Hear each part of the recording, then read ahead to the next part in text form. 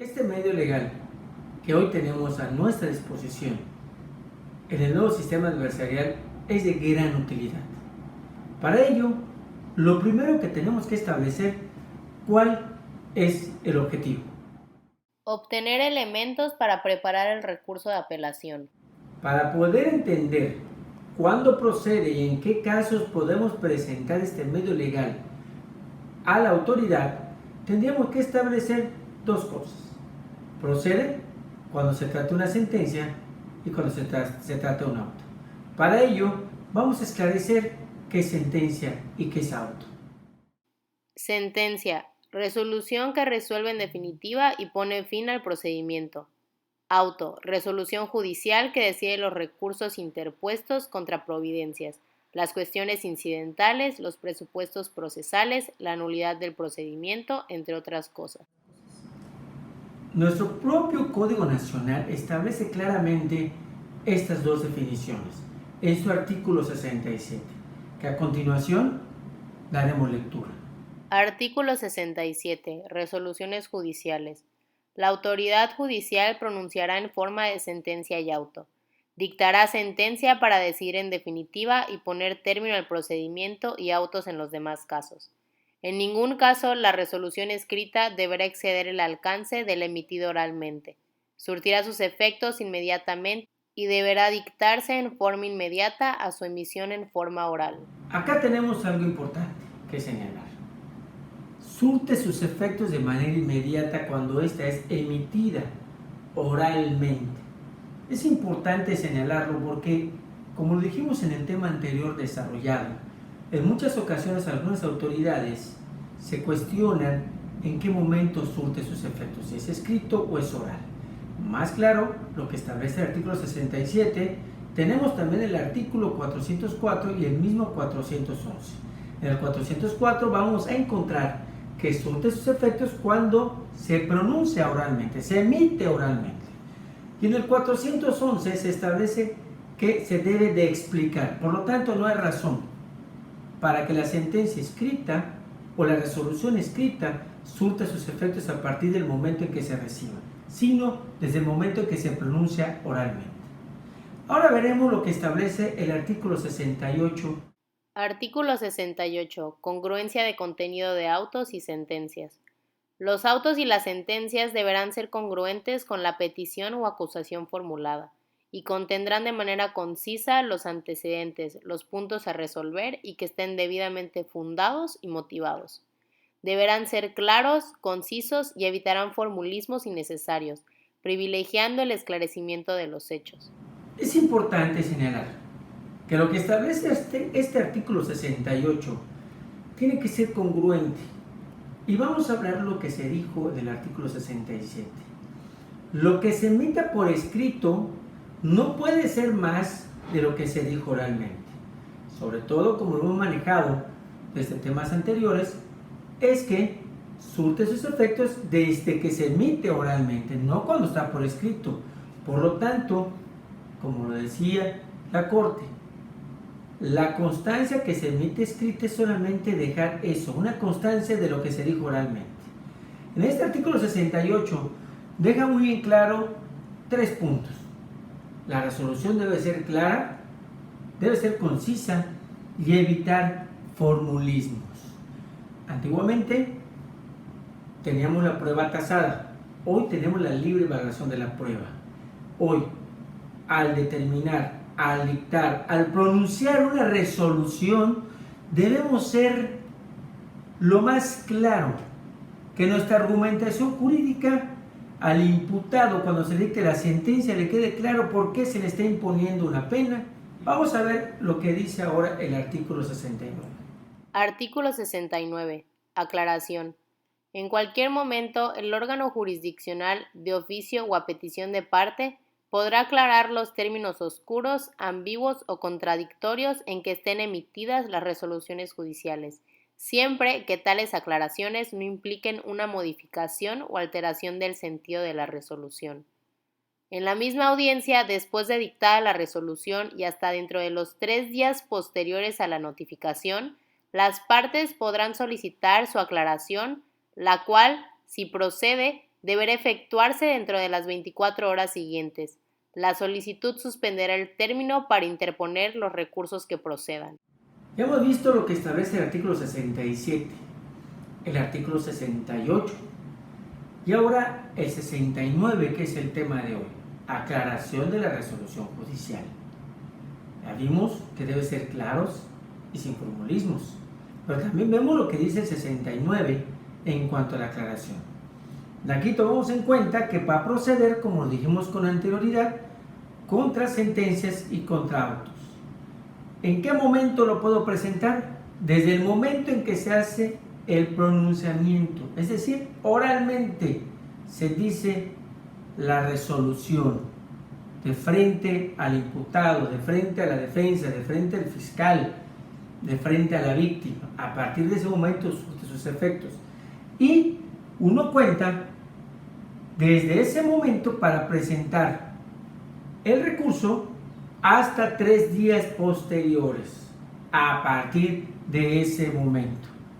Es importante que quede claro, desde el momento en que se emite oralmente y se resalta, se puede presentar dicho medio legal. Ahora bien, ¿cuál es la finalidad de dicha aclaración? Aclarar términos oscuros, aclarar términos ambiguos y, por último, aclarar términos contradictorios. Cuando hablamos de términos oscuros, contradictorios, ambiguos, viene muy estrechamente con lo que se manifestó en el artículo 68. Debemos ser claros, sin reticencias, buscar esa armonía jurídica en la explicación, que esa argumentación jurídica no tenga y no le quede la menor duda al imputado de por qué se le está imponiendo una sentencia condenatoria. Hoy, aclaración de resoluciones, solamente vamos a tratar el tema de las sentencias condenatorias. Y acá lo importante es que un juez que dicte una resolución debe establecer claramente, sin formulismos, sin ambigüedades, sin contradicciones, por qué la culpabilidad del sujeto y por qué la pena que se le impone. Para ello vamos a analizar la siguiente tesis 101-22-78.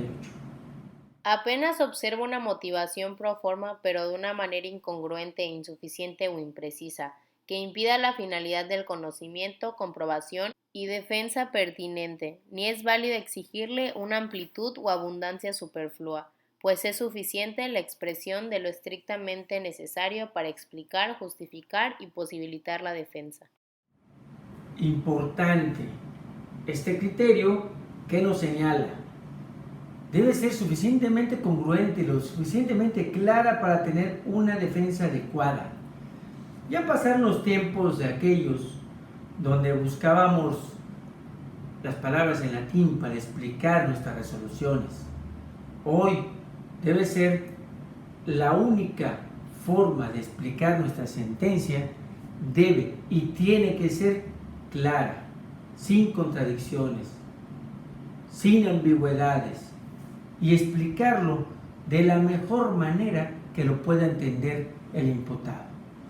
¿Cómo se lleva a cabo esta aclaración de sentencia? 1. Una vez que la autoridad ha aceptado la procedencia de dicho recurso, tiene 24 horas a partir de que dictó su acuerdo para que se realice la audiencia correspondiente, si es que ésta procede. Pero también puede ser que no proceda la aclaración de la resolución. ¿Cuándo no va a proceder esta aclaración de resolución?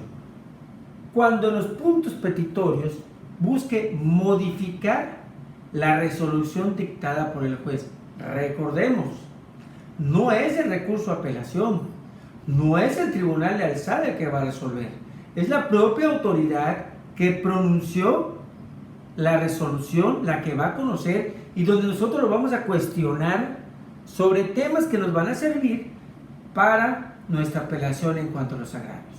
Por lo tanto, no podemos buscar la modificación de la resolución, ni tampoco, como segunda hipótesis nos marca el artículo, es que alterar los puntos de la resolución. Ese no es el motivo de la aclaración. En esos casos no procederá la aclaración de sentencia. Importante, la solicitud de esta aclaración suspende el término para los recursos que procedan. Aclaración de resoluciones. Y la pregunta ¿es importante solicitarla? Esa es la pregunta que nos planteamos al inicio de este tema. ¿Es importante solicitarla? Ahorita quiero que analicemos lo que nos dice el artículo 406 del Código Nacional. Artículo 406. Sentencia condenatoria. La sentencia que condenare a una pena privativa de la libertad deberá expresar con toda precisión el día desde el cual empezará a contarse y fijará el tiempo de detención o prisión. Al dictar sentencia condenatoria, se indicarán los márgenes de la punibilidad del delito y quedarán plenamente acreditados los elementos de la clasificación jurídica. Hoy en día, el Tribunal de Enjuiciamiento o el juez que está resolviendo tiene que tener en cuenta todo lo que establece el artículo 406 del Código Nacional. Tiene que estar preparado, muy bien preparado para efectos de poder resolver dicho tema. Ahora bien, ¿cuáles son los puntos importantes de este artículo 406? Cuestionar los días que el sujeto estuvo detenido, ya sea por prisión preventiva, oficiosa o temporal. ¿Cuántos días le faltarían para compurgar? En la propia sentencia, recordemos, como lo dijimos en el tema anterior, se divide en dos: el fallo y lo que es la individualización de la pena. ¿A partir de qué momento le vamos a contar los días que estuvo detenido y cuántos días le van a faltar por compurgar? Ese es un punto importante que le podemos cuestionar en la aclaración de la sentencia, que he notado en ocasiones, cuando se emiten las resoluciones, las autoridades son omisivas. Vamos al siguiente punto. Cuestionar el grado de ejecución del hecho para entender la pena que se impuso. Cuando se pone una pena, mucho se ha discutido, mucho se habla de la individualización de la pena, y a veces vemos a la pena como un simple número aritmético, cuando la pena debe ser la consecuencia de la culpabilidad. Mi teoría es que una pena que se imponga debe ser acorde para cumplir con un solo objetivo: la resocialización del sujeto. Es decir, ya pasaron los tiempos de la venganza pública, de la venganza privada, de una pena retributiva, el mal por el mal. Hoy, las penas que deban ser impuestas deben tener un fin. ¿Cuál es el fin? Resocializar al sujeto, entender por qué lo hizo. Y el juez tiene que allegarse de elementos, de periciales, para imponer esa pena. Y para esto sirve la aclaración de la sentencia. Vamos al siguiente punto. Cuestionar cuáles son los elementos objetivos, subjetivos y normativos del tipo penal. Importante. Los elementos de tipo objetivo, subjetivo y normativos. En muchas ocasiones me ha tocado ver resoluciones que dictan autoridades o tribunales de enjuiciamiento sin establecer claramente cuál es la hipótesis normativa que encuadra perfectamente en la figura o en la conducta del imputado.